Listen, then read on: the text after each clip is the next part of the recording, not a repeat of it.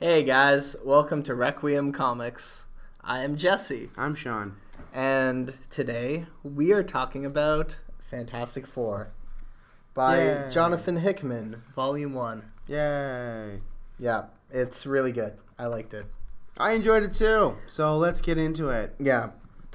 So Fantastic Four is obviously the first really big creation by Stan Lee. Basically kickstarted what Marvel Comics became during the Silver Age. And I've never really read much Fantastic Four. I have not read any Fantastic Four before this. Yeah, I've read a little bit, but mostly because I read a lot of Spider-Man, and their Fantastic Four sort of ties into the Spider-Man corner of the Marvel Universe quite a bit. Isn't Spider-Man's origin start with the Fantastic Four? Not his origin, but his first actual issue. He crashes the Baxter Building and tries to join the Fantastic Four. But I've never really read much actual Fantastic Four, especially not anything recent. That's fair. So this was kind of new for me. Okay. Yeah. But I liked it. So did I. So I guess let's do a quick summary of what this book kind of encompasses. Yeah. So what you have Reed Richards, mad scientist, if you will. I'd say he's mad, but I wouldn't. That's fair. I feel like he's actually pretty composed. He has himself a got wall. His shit together. He has himself a wall of 100 things that he wants to solve. Mm-hmm. And then he also has one special case, 101, which is to solve everything. So this is kind of like the crux of this story. The whole notion is that he's going to solve everything, and he's, locked himself away in his office. He's really pondering how to do this. Yeah. And then a portal opens, and Reed Richards shows up to talk to himself. And it turns out Reed Richards from various universes have come together and created a Rick and Morty style Council of Reed Richards. Yeah. It's funny because what it is that they're a group of Reed Richards whose sole goal is to solve everything. They all have this same, notion that we're going to fix everyone's universe's everything. So he kind of gets brought into this fold. They start to show him around, he's now being initiated in. They take him to one of the things they're doing called the farm, where they're producing incredibly large amounts of food and shipping food to all the various worlds where, their Reed Richards come from, to feed everyone, to solve world hunger. And then the second thing he's shown is what they call the pit. The pit is where they lock up all their Doctor Doom sex slaves. Yeah, there you go. Yeah. Doctor Doom from all the other universes involved. They lock up Doctor Doom down there. Yeah. But the catch is with that, it's not like they just lock up Doctor Doom. They pretty much lobotomize him. Yeah, they lobotomize him. That's exactly what it is. Yeah. They put a collar on his neck, and all he can say is Doom, because he's inept at this point. He's incapable of doing anything. Yeah. So Reed is, he is a little conflicted on this. Stretch Reed, because this is another thing. On the Council of Reed Richards, every single one of them has a different ability. Yeah, they're all very different, which I think is really cool. Yeah, the basis is, they got their powers from the cosmic rays. Well, powers are subjective. It's kind of a randomized thing. So you're following the average, regular Reed Richards that we see all the time. Stretchy Reed Richards, he can super elastic stretch everywhere. Monkey D. Richards. Yeah, there you go. Yeah. But what you're seeing is you're also seeing like a Human Torch version of Richards. You're seeing, like a hybrid between Doctor Doom and Reed Richards. There's one that's just a dude. Yeah, he's basically really smart. Yeah. So the thing is, they show him the pit. This is a necessary evil to solve all the problems of all the worlds. Mm-hmm. And then there's a third stage. Again, what it is it's almost like being a god. They're in this part of like secret subspace where they're actually able to reach into universes and manipulate universes in this capacity. And he pulls out like a destabilizing core in a star. It saves like 8 billion people's lives in like one go. Well, because 3 of the Reed Richards have Infinity Gauntlets. Yes. So there was also that. So at the end of all of this, kind of indoctrination. Which is, for those of you who don't know, if you watch the Marvel movies, all those like little Infinity Stones that keep coming up, the Infinity Gauntlet is what you plug all those into, and you have ultimate power pretty much. In your universe. Yeah. Not in other universes. That's a good which point, is Sean. specified in this book. It basically grants you the ability to wish for whatever you want. Yeah. But can only be done in your universe. So the thing is that despite the fact that these other, Reed Richards have these gauntlets, they're thinking larger scale. They're thinking, yeah, I can save my universe, but let's save all the universes. So our stretchy Reed Richards goes through this kind of initiation, decides, yes, I'm going to join this council. Unfortunately, what happens is one of the Reed Richards on mission on his planet gets compromised. He pisses off some Celestials. Yes, and they find out about this Council of Reeds. I'm sure Rick and Morty took this with the Council of Ricks. Yeah, and the cops show up. Exactly.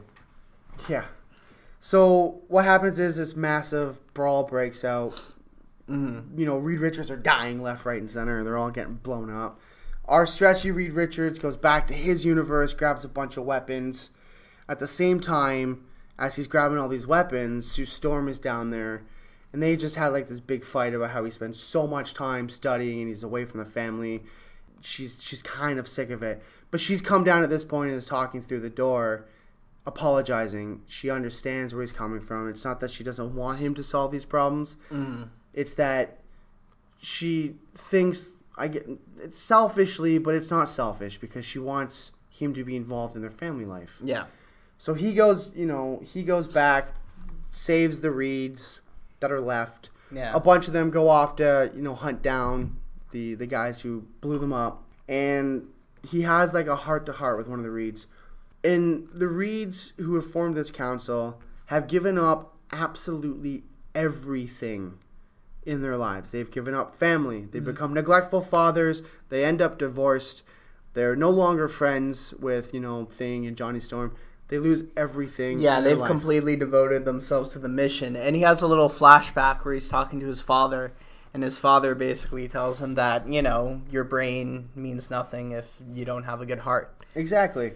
So our stretchy Reed Richards then decides at this point, fuck it. I'm not giving up my family. I'm not giving up my friends. And he quits the Council of Reeds. Goes back, and then, some family antics happen. I think that's good for a summary. I mean, check the book out. I mean, then you get the whole bit where they end up, Johnny Storm and the Thing, they end up going to this new world. They're going on vacation initially. Yeah, and you get a little arc with that, but then I think the other main thing that was kind of interesting about the book is the last chapter that takes place on Franklin Richards' birthday. Yeah. Who's their like little, I guess like He's around 10 Yeah, kind he's their of eldest son. And it's really cool because you kind of normally they have two kids, right? Franklin Richards, who is 10 but has these crazy universe-defying powers. Although his powers normally fluctuate. Obviously, like it details in this book that his powers kind of come back right at the end. But I'll get to that in a minute. His sister, who's like 3, is like the super genius and is even more intelligent than Reed. Yeah. And you kind of get this cool twist on, like, normally you see the older sibling kind of pulling their younger sibling into stupid trouble. And it's almost the opposite with these two. It's the exact opposite. Which I thought was kind of fun. And so you get this issue where it's his birthday and Spider-Man shows up, and the relationship between Spider-Man and Human Torch is a lot of fun. It's one of my favorites in comics. We'll get into a little bit more when we're discussing. Yeah, for sure. And so they have this like whole birthday thing, and they end up making gifts for the guests. It's kind of cool, and it's a family moment. It's really sobering given that you get this whole Council of Reeds thing, and then you get this almost secondary adventure with Reed's kids thing and Johnny Storm on New Worlds. It's a nice mix between high concept sci-fi and the core characters and their lives. And so then that night, basically, this guy breaks in and puts, like, the Fantastic Four tries to go after him, and he puts up a wall. Basically ends up giving this message from the future to Val, the daughter. gives her very specific warnings. And then as he's walking away, she's like, hey, happy birthday, retard. Which is something that she says to Franklin earlier on. And you're like, oh, damn, it's older Franklin Richards. I didn't catch that originally. Yeah, I right away, I was like, oh, fuck, that's cool. That went right over my head. But one of the things is he also knocks out Franklin Richards. And then at the end, you kind of see him in his bed kind of creating this little mini universe in his hands. Yeah.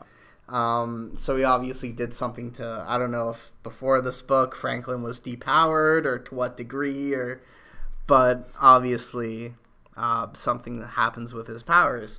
So that's pretty much it for the summary, I guess. Yeah, I mean, again, Fantastic Four has never been a book that I've ever read. I do own the, Death of Johnny Storm, issue. I think that's actually later on in this run. Yeah, I bought that, but I bought it because it was, an event. Yeah. But I didn't even read that. I just bought it to own it. Right. But the Fantastic Four to me was always kind of, it's not that it was boring, it was that the concept seemed silly. It's like a crime-fighting family. It's like The Incredibles. Well, the movies were just so good. Well, that too. Yeah. They really sold me on that. Right. So, believe it or not, actually reading this contrasts so differently to any of the other superheroes we've reviewed in our show before. This is, typically with superheroes, it's the superhero supporting characters, but it's the superhero overcoming, typically by themselves or through some kind of realization from one of the supporting characters about themselves, and then, winning in the end of the day. You get someone like Spider-Man who, despite the fact has, family in his life, Mary Jane, whatever the case, he's still very much a loner. Yeah. This is everything not like is through that. Spider-Man's eyes. Yeah, this is the opposite. This is actually, the concept is family. The Right. Fantastic Four is based upon the notion of family, which seems silly, but when you read it, you get sci-fi. It turns into high-level sci-fi. It gets like super sci-fi at one point, and then it turns into a birthday party and a family event. It's actually really lighthearted, despite all the really horribly shitty things that happened in the last couple parts of the book. It's a really cool mix, and it just goes to show you that you don't really need to have one without having the other. Absolutely. Like, you can I think that the best comics do mix those two elements, and this was definitely one of the first comics, or superhero comics at least, that really got that combination down. Yeah. And I think that there have been comics that have come out since, the biggest ones being X-Men does this really well, this concept really well. Teen Titans does this really well. Well, that's, like the whole idea of like the team that's almost more of a family and Yeah. that kind of mix of elements. Because then you get comics like the Avengers, and the Avengers, as much as they are a team, This is more family, that's more work. and that's exactly it. relationships. They're work colleagues in the Avengers. It's Yeah. they're friends, but they're not birthday party throwing, Spider-Man hanging out, It's showing not off. family. It's not family. This is very family. It's as unorthodox as they are, in the sense of, traditional family. This is just they're a family. It's As much as like the Thing and the Human Torch might fight, like at the end of the day they're family. It's not quite the same as, say, Iron Man and Captain America getting into a scuffle, Yeah, no, absolutely. And that's actually something else in this that I really like. Not only is the character development really good, like you get a lot of background on Reed Richards. There's a good chunk of this book is flashbacks to him and his father. Yeah. His father, despite leaving towards the end and even saying, I haven't been a very good father, Yeah. taught Reed Richards the importance of family. Yeah. And that no matter what the obstacle, your family comes first, regardless of the situation. And this is something that he takes forward with him, and he even acts on when he's offered this position on the Council of Reeds, and this fight happens, and the other Reeds say, oh yeah, we've given up everything. He walks away from it, despite the fact that this literally would be solving everything, which was his greatest ever goal. He walks away from that because he needs to be there for his family. The other thing I like about this, character development wise, you got Johnny Storm and the Thing. Yeah, they fight, whatever the case may be. In this though, it's the fighting is comical. I mean, they're sitting there in the living room and they're gonna take a vacation. Yeah. And Johnny Storm has 3 envelopes and he makes Thing choose one of them. Each one is supposed to be a different like weekend trip that they're gonna take. You know, Thing is just coming out of a long-term relationship. He's a little down. Johnny Storm wants to take him out and be his wingman. And by wingman, I mean get all the girls. And Thing kind of stand there and go, okay, this is pretty typical. Yeah. So there's like this really like bonding moment despite the fact that, yeah, they do fight. But they still are very involved and very much, you know, a family. Yeah. And then you get the kids. When Sue and Reed are having some issues because Sue is very upset that Reed has been, you know, off doing science things and kind of ignoring everyone. Mm-hmm. You know, it's she tells Johnny and Thing, take the kids, go outside, go play. No problem. It's not even a question of, oh, fuck, they're not my kids. I don't want to do this. And it's just, yeah, okay, we'll take... Yeah, it's family. We'll take our niece and nephew and we'll go outside and play. You guys sort your shit out. Mm-hmm. Because they're there for each other. And I think that's kind of what my beef with Reed Richards is. I understand he's a scientist. He's basically...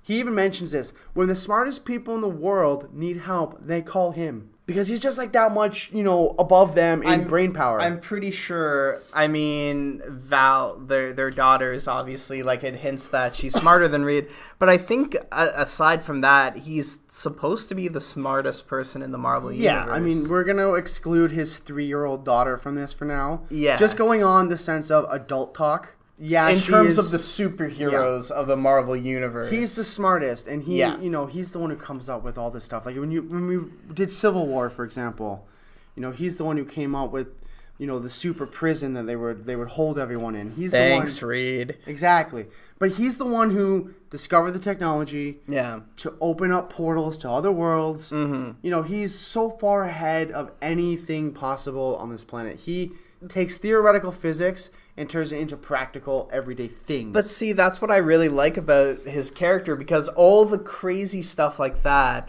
he like comes very naturally to him. All the super science is very natural. He could do that in his sleep. Absolutely. But family is a challenge to that character. I think that's kind of coming from a sense of I'm not a super genius scientist. Yeah. Despite sometimes me thinking that. Right. It kind of frustrates me that it's like Sue is literally telling you what's wrong. Yeah. And he can't process that. And it's like frustrating. I get it. His mindset is different than that of anyone else. Yeah. You know, he is, yes, the smartest person in the freaking universe. Which is why in the multiverse, there's a council of Reed Richards. Yeah. Because he's that smart. Mm-hmm. But it's frustrating that you're dealing with literally a family squabble and he's not getting it.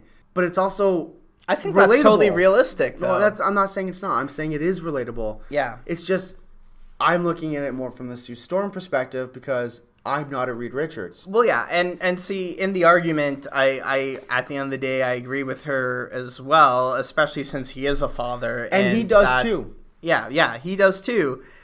But it's not always, like, we're dealing with factors that aren't always necessarily in his control, and he doesn't always feel like he can just sideline. Yes. And Sue even brings that up herself when she goes down to kind of, not apologize, but calmly, you know, re-explore her position. Yeah, and that's, I mean, like I said, it's frustrating in that aspect because the average reader would be a Sue Storm. They wouldn't be a Reed Richards. Yeah. Unless you work for NASA.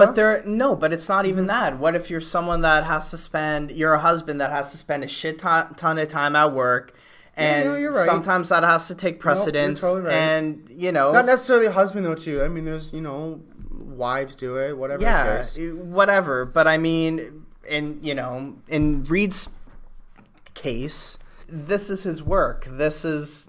Yeah, and like I said, and not only that, but this is his passion as well. And for him, his trouble in life isn't the science stuff and like the work, and his problem isn't saving the universe. His problem isn't solving the problems of the multiverse. His problem is balancing that with his family. He has no work-life and balancing balance. all that part of exactly, which I think happens to a lot of people. Absolutely. And I think that's kind of the point of this book particularly is that it is supposed to be like this work-life balance. Why this is important. Mm-hmm. Your work is important, but you have to balance that with your everyday life. Yeah. And that's kind of what the Fantastic Four, particularly in this read, kind of stresses. And it's kind of sobering in comparison to, like we stated, a lot of the other kind of comic book heroes or teams out there. They don't necessarily, they have lives, but like with the Avengers, it's like being on call as a doctor. It's like, oh, something is going down. Yeah. Call the Avengers. They show up, they fight crime, maybe they have a drink after, but they go home. They get shawarma. These people live together, the Fantastic Four. They're literally a family. Yeah. They are related. Like that's the thing I like about this is that it, as much as the negative stuff that happens in this, mm-hmm. you do get this kind of overall lightheartedness to this read. And again, as someone who's never read Fantastic Four before, it's refreshing. It's sobering. It's like, okay, mm-hmm. legitimately average people, despite the fact that, they're not necessarily average, also have to deal with the struggles of work-life balance. Mm-hmm. And I think that's very relatable. And ordinary problems in an extraordinary setting. Absolutely.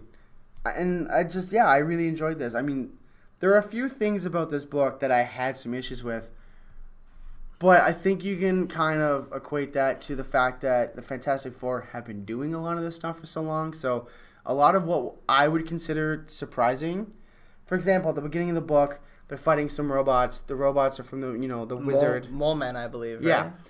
They find out as they're fighting these robot creatures that there's actual people inside. Yeah. Turns out they're clones.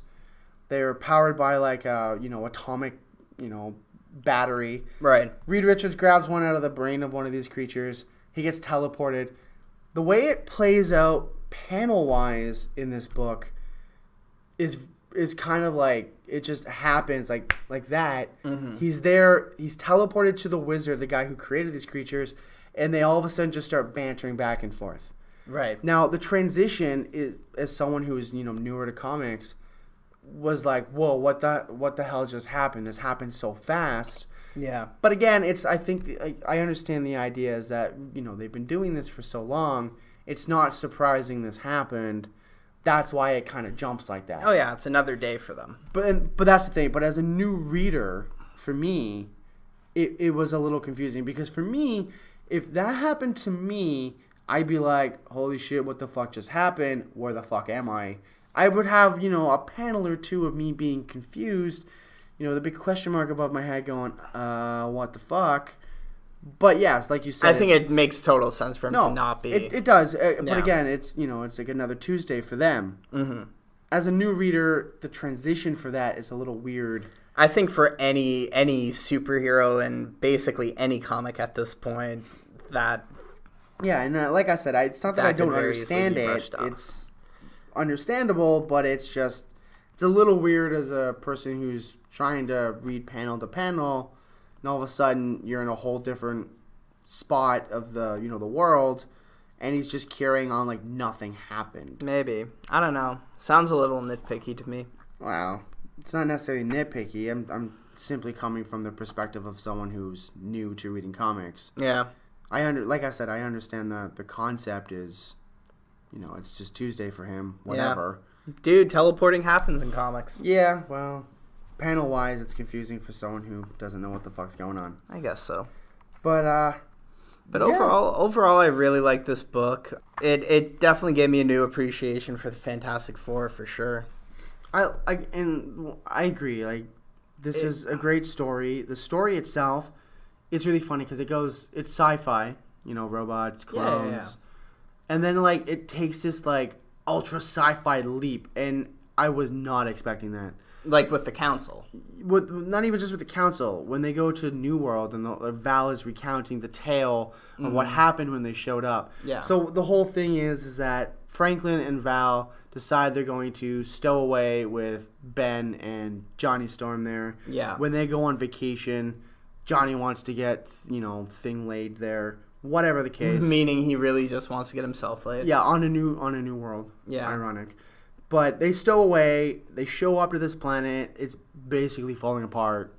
shit's going down. Ultrons are there, and they're, taking over, and there's a massive war going on, and the planet's about to explode on itself.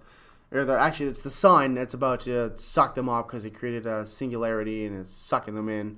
So they got very little time to live. The whole thing gets like ultra sci-fi when they're like, we can't reopen the portal to send you guys home. We were really hoping, your dad, Val, would be here, Reed Richards, because he's the only one who's capable of, doing the mathematics to reopen this. And Val's like, I got this. Yeah. And this 3-year-old, does all the math that it takes 10 scientists to do, or, her father, gets it done in like 10 minutes. Yeah. Everything's fine. Portal opens up. They go home. That whole section was like freaking a Doctor Who episode or a Rick and Morty episode. You know what? This book actually did give me a very Doctor Who vibe. Absolutely. I completely agree. They're not necessarily time traveling, but they are traveling to another world. The world is in chaos. It's that we gotta fix it. Get the fuck out. It's that high concept but totally unrealistic sci-fi. Absolutely. And to go from a more, I guess you could say, practical sci-fi, clones, not necessarily unpractical, the science exists. Robots, same thing, robots exist. To go from that to the Council of Reeds. But I mean... To planet being sucked into a black hole because the sun has created it, and a 3-year-old is the only one who can do the mathematics to open up a portal to send them back to their universe or their worlds. That shit got fucking out of hand. Well, that's exactly it. To me, this book has more in concept with something like that than a superhero book. Like, to me, this book feels more like Doctor Who than the Avengers. Absolutely. Or a really fucked up episode of Rick and Morty. Yeah. Well, Rick and Morty played straight.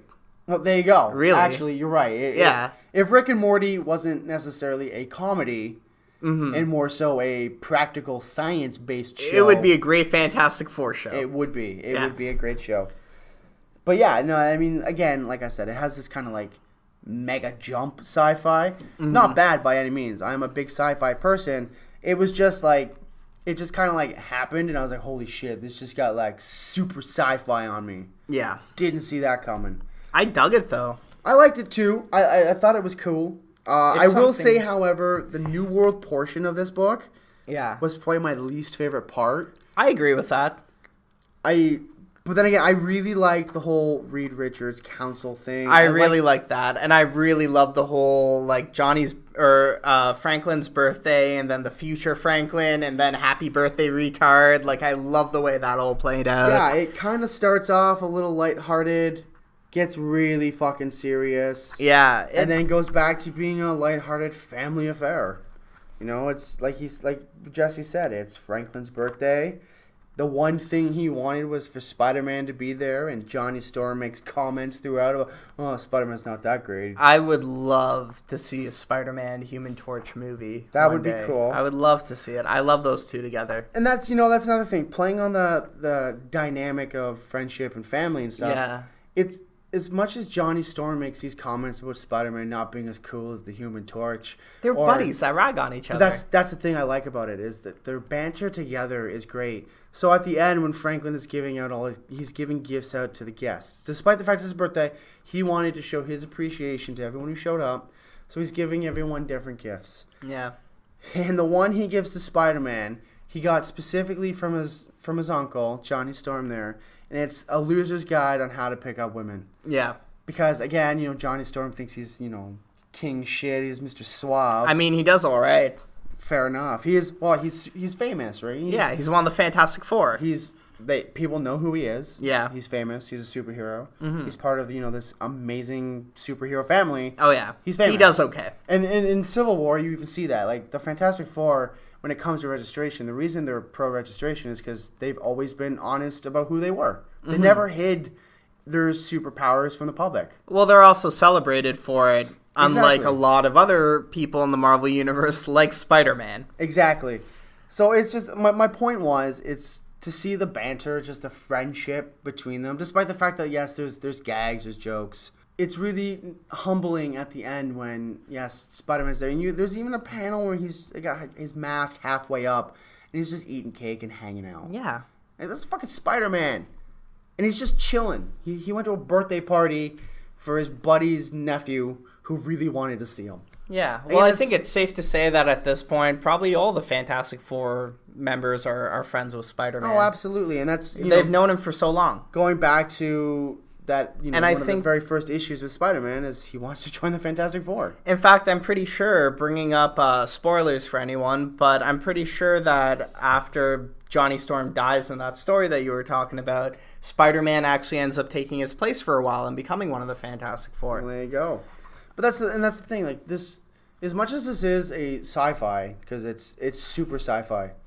Like this is, if you think Batman's cool because he's got cool gadgets, like Reed Richards is just fucking king tech. He's Einstein with, I don't know, a particle accelerator. I don't even know what that would be. Iron Man's playing with Lego compared to him. Exactly.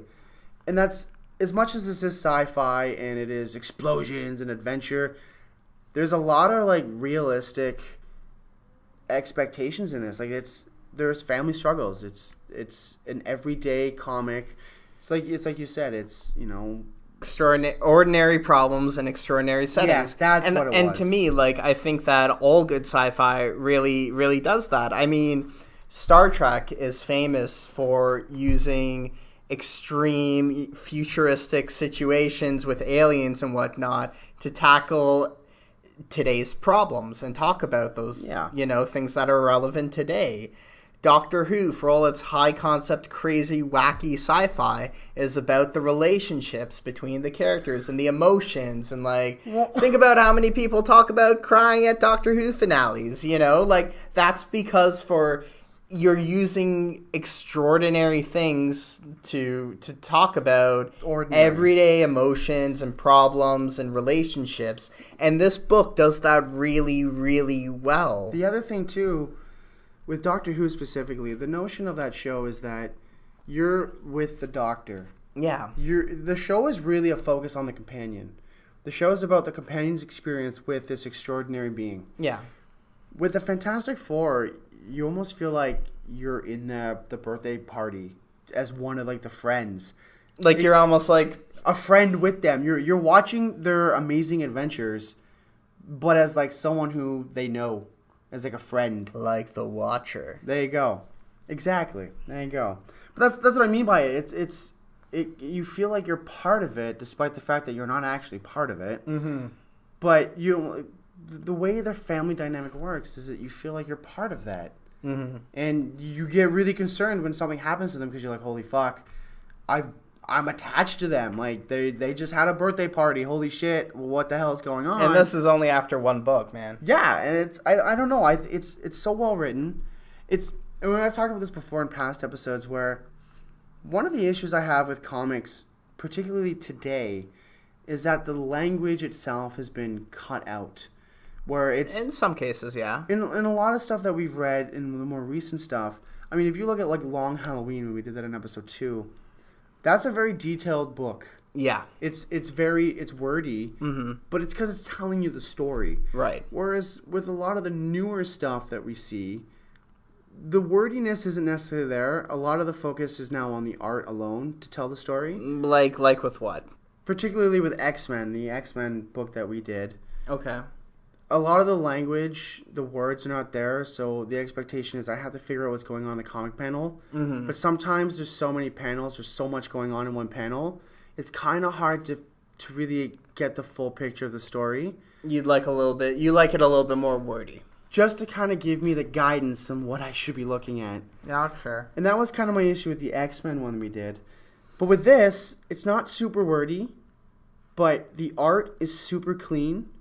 And the words are well chosen. It's well articulated where you don't need to have a lot of words. You like the balance a little bit more. The balance in this is great. It makes it an easy read. I mean, I read this in probably 30 minutes. Right. It's not super long, but you get a full story with excellent artwork. Yeah. And that's what I really liked about it. It really brings it all together in what should be a modern day comic kind of look. If you're trying to cut out, I mean, again, we've talked about this before, even just in the Flash episode we did. Older comics are like fucking novels in some cases, where it's the words almost take away from the art. It's almost the opposite. Where I honestly, with some Silver Age stuff, I could use a little bit less. Yeah, you could not use more not so art. much in terms of like the story and the character interactions, but you get panels like I was reading some 60s Spider-Man where literally every panel where he was fighting some crooks on a roof, it details I'll just flip behind them like Punch this. for punch, jump for jump. It details it all, and at Absolutely. that point I could just be like, look man, I could just watch you punch this dude. Yeah. It's cool. I can see that reflected in the art. Yeah. And then you get into, the more modern comics now where you have to rely on the art so much because they've cut so much of the word out to make it so it's an easier, faster read for people. I think that part of it is also, it's not so much that they're trying to make it an easier read. I think that with the rise of the trade paperback, Yeah. there are certain stories that aren't necessarily meant to be like 5-6 issues that they stretch out because everything kind of has to fit in a paperback format at the end of the which day. comes down ultimately to profit decision. How's it going to affect the bottom line? Well, we want it to be a trade paperback. Well, it's a business decision, which is cool because you got to keep comics around, and Absolutely. I like having comics around. And I'm not saying trade paperbacks are bad, but when that's your sole purpose of writing for, and you're cutting out chunks of story to compensate for that fact, like the X-Men book that we did, for a new reader, a lot of that can be a little confusing. But this was a perfect balance. Yeah. I got more than enough story. I got excellent art. Mm-hmm. I got a sense of adventure and wonder. It was sci-fi to really sci-fi to everyday life. Yeah. This was a great balance. I really enjoyed this Fantastic Four. I agree. I thought it was really good. And honestly, like, I think it's easy. Like, this is a great example for me of a comic where it's very easy, I think, if you haven't read any Fantastic Four and you only really know the movies, the Fantastic Four is one of those groups where it's really easy to be like, oh, the Fantastic Four are lame, like, screw them. That's how I was, because I looked at it as, you're the Incredibles, you're the Incredibles. Yeah. And it's a really... Obviously, this came before the Incredibles. I'm not saying that they didn't. Well, yeah. I'm just saying that it's very comparable. You were kind of... It was a write-off. Yeah. You were like, oh, it's going to be a cheesy, like, stretchy dude in a blue suit. Like, like, it comes off on surface level as really campy and the other thing, too, really schlocky. Yeah, and the other thing with that, too, just on the power basis. Yeah. The only one on here before reading this who I thought was at all decent was Johnny Storm, because, he could set himself on fire. Yeah. Everyone else, the powers always just seem kind of stupid. But when you actually read it... That's the thing. It's cool. Absolutely. Everyone has a role. Yeah. Just like they have a role in the family. Right? Mm-hmm. Their fighting style is reflective of their family unit. Yeah. Which I think is really cool. Again, you wouldn't get that if you didn't read it, because, as Jesse pointed out... It's one of those comics that I think a lot of people write off. And because of the idea of it being... Oh, it's a Fantastic Four. They're kind of outdated and lame. But it actually, you know what? It doesn't help that... I'm gonna say those movies fucking sucked. Yeah. I mean, look, man. The 90s one that was never released, brilliant. Sure. But that's my point, is that the movies didn't help this. And then you have, executive decisions to stop running Fantastic Four because they wanted the company who owned the rights to them to kind of kill them off. And I think a lot of people, if you didn't love the Fantastic Four, were like, oh, who cares? It's fantastic. But you know what? Like, after reading this, it's kind of sad that there's not a Fantastic Four book currently. Like, I've always had this theory that, and I think we're actually seeing this starting to play out, that the rights to the Fantastic Four has been kept solely for the fact that they're waiting for Disney to make an offer to bring the Fantastic Four into the Marvel fold, into their cinematic universe. Right. And, there was this whole rumor going around that they were going to, quote-unquote, not do a sequel, but give the actors in the most recent edition of the Fantastic Four a second chance, because the movie didn't get what they expected. Yeah. It flopped. It was super bad. Mm-hmm. So there was this notion of, we're going to do it again. I think the reason they did that is because they just wanted to extend their rights, the intellectual property rights that they own, until Disney made an offer to say, yeah, you guys just stop it. We'll give you a bunch of money. Let us use them in our movies. Maybe, Sean, maybe. Which, rumor has it sounds like that might be coming down the pipe now. It sounds like the Fantastic Four might be joining the Marvel Cinematic Universe, and we won't get any more of those shitty Fantastic Four movies. They'll actually be given... And that's the thing. Do you think that after reading this book that this team can be done justice in movies? Fuck yeah. I do. And I've never thought I would say this, but I think Disney can fucking do it. You think that they could do a really cool Fantastic Four movie? I think they could. Me too. And I think that combining it into the Marvel Cinematic Universe would spark interest in the Fantastic Four again, which in turn would get us more Fantastic Four books. Because quite honestly, I'm an Avengers fan, but there are elements to this. I would rather read this than Avengers, to be honest. So would I. Because there's elements to this that are relatable. It just, it's not just showing up to work and, hey, it's my colleague, let's go for a beer after we, save the world. There's more of a connection to these characters. I think, what? That's very much a lot of the reason why I prefer Teen Titans to Justice League. Because to me, you get more well-rounded characters that actually enjoy hanging out together. Yeah. Versus this team where it's let's solve the world's problems. They're teenagers going through, it's more character-based. Their awkward teen phase, and they're doing it together, and they become friends.